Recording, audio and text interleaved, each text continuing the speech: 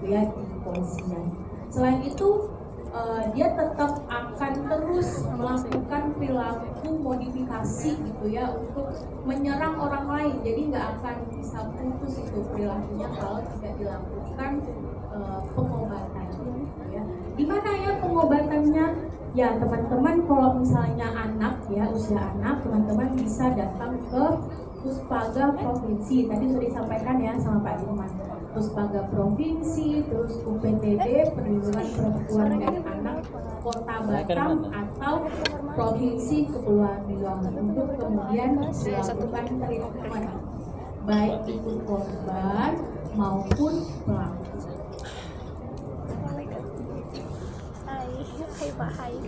Nah, ternyata tindakan perilaku bullying antara laki-laki dan perempuan loh teman-teman. Laki itu perilaku bullyingnya dia lebih kepada meledekkan dan merendahkan. Meledekkan, merendahkan, mempermalukan dan balas dendam itu laki-laki. Biasanya terjadi karena apa? Karena adanya perbedaan ya.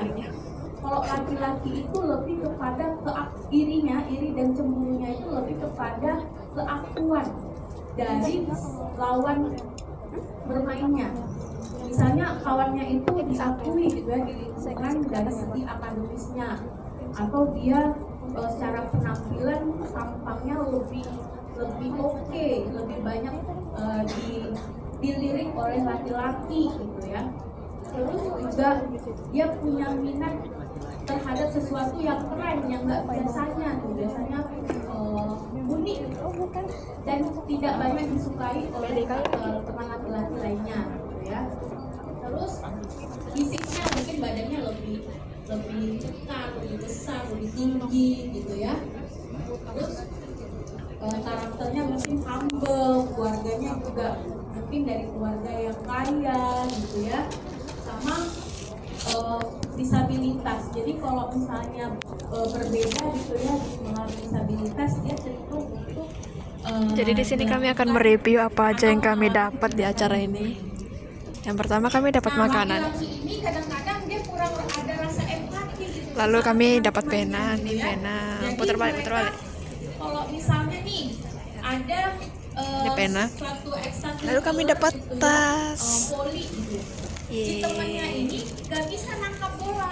Terus dia nanti kami juga dapat sertifikat, guys. Lari itu tuh gak bisa gitu ya. Nah, kalau perempuan itu kan kadang ada sisi yang kasihan ya, dia gak boleh mainin sama Pak Guru karena dia gak bisa nangkap bola gitu ya. Kalau laki-laki itu gak akan ada rasa kasihannya, justru jadinya diledek. Cemen lu, gak bisa, kayak gitu-gitu. Alah, lete banget sih lu, gitu aja gak bisa. Itu laki-laki. Nah, jadi nanti satu orang yang nyeletuk, teman-teman yang lain diikutin. Kalau laki-laki tuh kayak gitu, jadi sifatnya jadinya membuli secara berkeroyokan. Itu laki-laki mempermalukan di tempat orang yang ramai, gitu ya. Nah,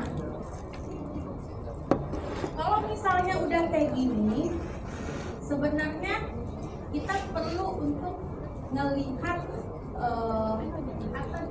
activating agent. Activating agent itu apa sih yang membuat kita sebagai pelaku itu cemburu sama teman kita laki-laki? Oh ya, aku tuh cemburu karena apa sih? Ini untuk pelaku ya. Kita tuh cemburu sama korban itu di bagian apanya? Kita perlu untuk identifikasi. Terus kita perlu juga identifikasi rasa kita. Oh ya, aku tuh ternyata nggak suka loh kalau dia itu dilirik oleh banyak orang. Terus aku ternyata iri loh sama dia. Itu perasaan yang harus diakui oleh pelaku. Itu maksudnya belit ya. Konsekuensinya apa? Aku nggak suka nih, aku iri nih, aku mau aja gangguin dia terus supaya dia nggak disukai oleh teman-teman. Timbullah nih perilaku apa, gitu ya.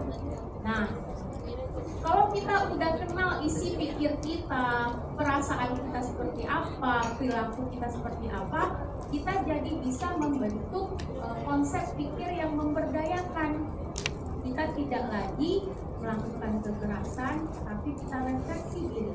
Apa yang menjadi kurang di diri kita dan apa yang bisa kita optimalkan tanpa melakukan tindakan kekerasan. Gitu ya. Jadi sifatnya adalah mengubah mindset. Ini untuk pelaku. Lalu kalau untuk korban gimana? Kita perlu untuk identifikasi apa yang membuat teman kita itu nggak suka sama kita. Gitu ya. Kadang ini bisa terjawab atau bisa tidak terjawab. Nah, kadang-kadang kita perlu untuk melihat lebih dalam lagi gitu ya. Kenapa sih orang itu melakukan tindakan itu ke aku? Emang salah aku apa? Oh ya, aku diledekin untuk laki-laki ya. Aku diledekin karena aku berbeda ya, karena aku kurang ya. Terus perasaannya apa? Ya aku sedih misalnya karena dilakukan ledekan terus gitu. Terus apa yang bisa aku lakukan ya? Oh ya kayaknya aku harus lebih bisa berani bicara deh sama teman aku itu kalau aku nggak suka diganggu.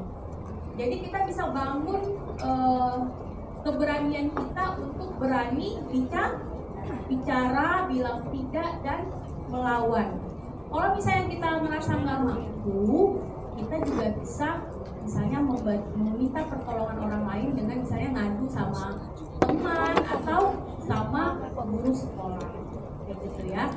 Terus nggak apa-apa kok, misalnya kita bangun konsep pikirnya nggak apa-apa kok untuk menjadi beda, nggak apa-apa kok kalau misalnya saat ini aku belum bisa, gitu ya. Jadi kita perlu latih pikirannya supaya tindakan itu dalam merespon reaksi itu tidak dengan agresi juga.